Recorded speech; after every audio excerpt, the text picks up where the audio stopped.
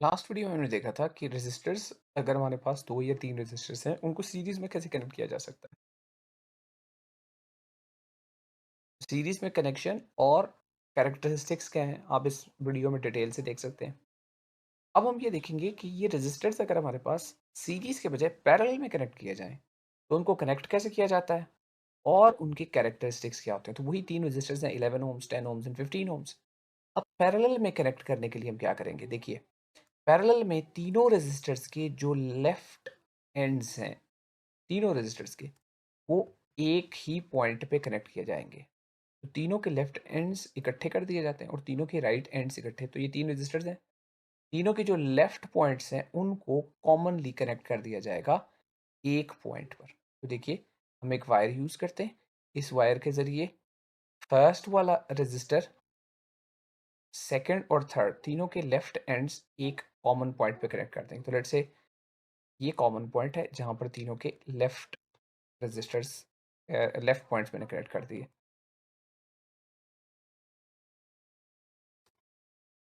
This point, इसको यहाँ पे कनेक्ट करते हैं। अब देखिए ये पॉइंट ए है जिस पर ये तीनों के लेफ्ट हैंड्स कनेक्ट हो गए।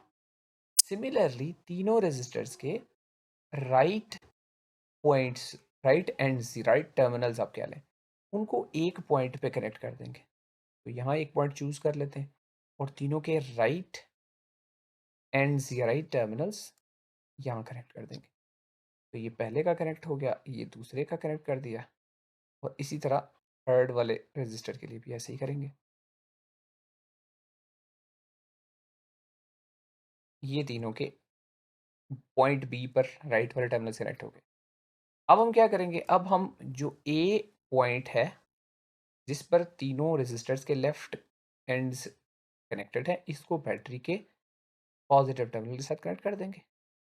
और हम जो बी है पॉइंट जिसके साथ तीनों रेजिस्टर्स के राइट एंड्स कनेक्टेड है, इसको हम बैटरी के नेगेटिव टर्मिनल के साथ एक वायर के थ्रू कनेक्ट कर देंगे। तो इस तरह ये रेजिस्टर्स कनेक्ट हो जाएंगे पैरेलल में विद दिस बैटरी। अब ये रेजिस्टर्स बैटरी के साथ पैरेलल में कनेक्ट हो गए। अब इसके कैरेक्टरिस्टिक्स, कैरेक्टरिस्टिक्स में करंट और वोल्टेज दो इंपॉर्टेंट चीज़ें हैं जो हमने देखनी होती हैं। सो अब देखिए जो बैटरी से करंट आ रहा है, वो बैटरी के पॉजिटिव टर्मिनल से पहले आता है पॉइंट ए तक। वो करंट तीन हिस्सों में देखिए डिवाइड हो रहा है, तीन हिस्सों में। अब तीन हिस्सों में जो करंट जा रहा है वो एक जैसा नहीं जा रहा, पर एरोज की मूवमेंट से भी देख सकते हैं different amount of current draw कर रहे हैं तीनों रेजिस्टर्स अपनी तरफ। लेकिन तीनों रेजिस्टेंस से गुजर कर जब वो पॉइंट बी पे करंट पहुंचता है, तो वो उतना ही करंट है जितना बैटरी से निकला था। यानी the current leaving the battery positive terminal is equal to the current entering from the negative terminal of the battery. लेकिन हम इंटरेस्टेड किस बात से, हम इंटरेस्टेड इस बात में है कि ये रेजिस्टर्स की तरफ कितना कितना करंट जा रहा है। तो करंट के लिए हमने पहले भी एमीटर यूज किया था यहाँ से, तो हम एमीटर यूज करेंगे। तो लेट्स से बैटरी के पॉजिटिव टर्मिनल के पास एमीटर को रखते हैं so that we can know how how much current is flowing out of the battery. तो 5.41 एम्पेयर्स करंट बैटरी से बाहर आ रहा है। अब पहले वाले रेजिस्टर के पास कितना करंट जा रहा है, लेट्स सी दैट।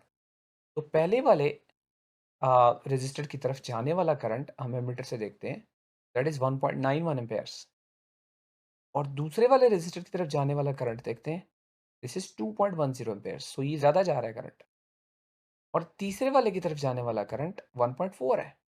तो देखिए जिसकी सबसे कम रेजिस्टेंस है उसकी तरफ सबसे ज़्यादा करंट जा रहा है। उसके बाद 11 ओम्स वाले रेजिस्टर की तरफ करंट जा रहा है और सबसे कम करंट जा रहा है 15 ओम्स। इसका मतलब है current as described by the Ohm's law is inversely proportional to the resistance. तो रेजिस्टेंस जितनी ज़्यादा, करंट उतना ही कम होता है।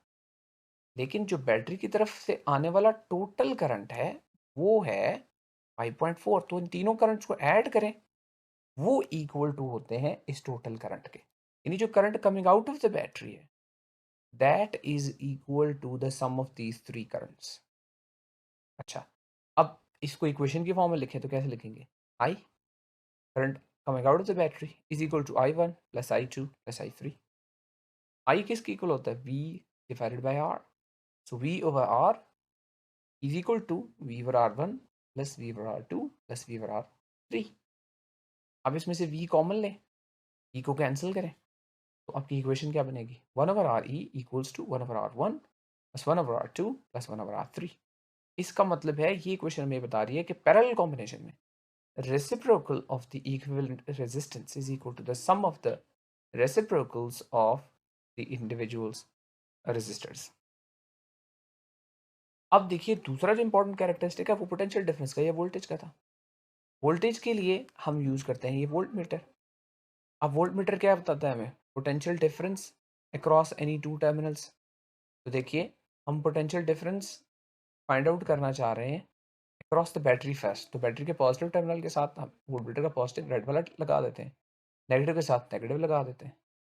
अब देखिए जो बैटरी का वोल्टेज है वो है 21 वोल्ट्स। अब देखिए अब हम कनेक्ट करते हैं वोल्ट मीटर को पॉइंट ए के साथ कनेक्ट करते हैं और फिर पॉइंट बी के साथ कनेक्ट करते हैं। तो पॉइंट और ए और बी के दरमियान जो पोटेंशियल डिफरेंस है वो भी 21 वोल्ट है। इसका मतलब है ए और बी के साथ के दरमियान पोटेंशियल डिफरेंस वही है जो बैटरी का पोटेंशियल डिफरेंस है।